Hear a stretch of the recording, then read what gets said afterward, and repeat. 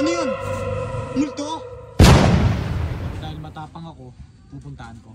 Samahan niyo ako guys ha. Bantayan niyo ako. Medyo nakakatakot.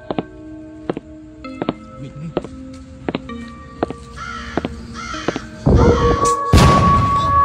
Pare, ikaw pala yan. Anong ginagawa mo dyan? Pare, nagko-concentrate ako. Bakit? Kasi, ito ang tinuro sa akin ng lola ko. Sabi niya, kapag hindi ka daw matay-tay, mag-concentrate ka lang daw.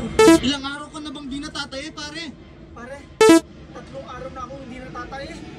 Sama na rin ako. Bakit pare? 4 na araw na akong di tumataye. Ano na ba?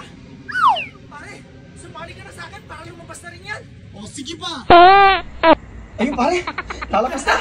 Tara na. Tumayo na tayo. Sasabay na ako.